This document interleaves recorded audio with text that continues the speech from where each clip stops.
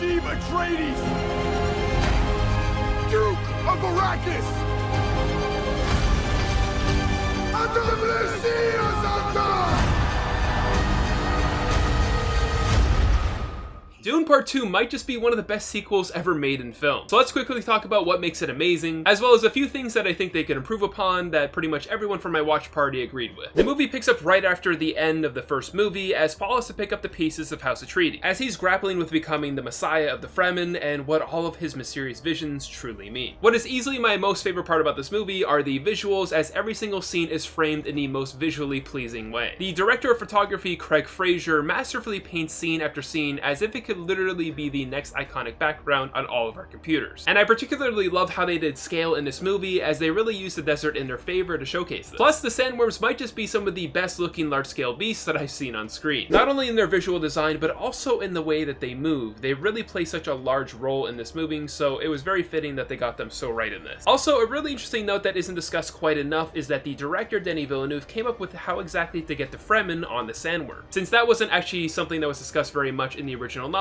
so this was a great way to expand upon the source material. And there are many other instances like this throughout the movie, which really just elevates the already fascinating source material that it's pulling from. All of these performances in here are all impeccable, as this is easily my favorite cast for a movie so far this year, with the two big standouts in this movie in my opinion being Rebecca Ferguson and Austin Butler. Like, who would have thought that Elvis would play such a great villain in this? He is truly a menace. It's even these smaller, more nuanced character movements as well as the micro expressions that really put this performance up there for me. The story was told in a way that was much more comprehensive and easier to understand than the first movie was, and there are even scenes in this that have very limited dialogue that actually works so well here, which is something that I know director Denis Villeneuve wants to explore more of in his future films, and it very much works here. The story has its fair share of twists and turns to keep you on your feet throughout, and I love just how deep it could get with its commentary on prophecies, and how there's someone always pulling the strings behind every decision that all of our characters are making. But since no movie is exactly perfect, let's talk about a few things that I think could have been done better here. One of the aspects that I thought was lacking was the overall relationship between Paul and Chani, as it often felt a bit rushed, so the emotional impact didn't hit nearly as hard as it should have with them. Chemistry could have been a big factor here as well, but hard to say that that was the underlying issue with two very talented actors on screen. And I do think that the filmmakers could have done a better job at creating more of an emotional connection for any of the characters in this movie. Though I really can't knock it for it that much, since that wasn't one of the top main focuses of the movie. There's really so much going on throughout it. But the one thing that everyone I went to go see this movie with agreed with me on was that this film really could have benefited from subtitles, as the dialogue wasn't always particularly clear. And that could have been for a variety of reasons, like the sound mixing being very bass heavy and several characters mumbling throughout the movie. I know it's not really something that's done during theatrical releases of films, but this is actually something that I've noticed in a lot of Nolan's movies as well, though I really can't always blame these amazing directors for blasting Hans Zimmer's incredible soundtrack, because honestly, who wouldn't? Lastly, I hope that for the next movie they do a better job at distinguishing between opposing enemies' militaries. They do a great job with ship design and matching that aesthetic to the house that it belongs to, giving a great visual character. But there's this one particular fight scene later in the movie that involves a lot of ground troops, and it's really difficult to decipher which troops belong to which side, so it got a bit confusing at times. But in the end, Dune 2 elevates an already amazing product in the first movie above and beyond what I even thought was possible. Not only through the incredible visuals, but also through the weaving of the best elements of sci-fi cinema, to what will likely go down as a modern-day sci-fi epic. I'm going to give Dune 2 a 9.5 out of 10. It was incredible. But I'm curious to know what you thought of Dune Part 2. Do you think it's actually one of the best sci-fi movies ever made, or do you not think it really lives up to the hype? Let me know in the comments. And don't forget to share this with a friend who needs to see this movie. One of my biggest complaints has to be the more mature tone that they are going with here. And honestly, going into this, I thought that maybe the darker tone had a chance to add more nuance or different angles to the source material, but instead the show loses the childlike wonder that made it special, and with that, a big part of who these characters are: kids.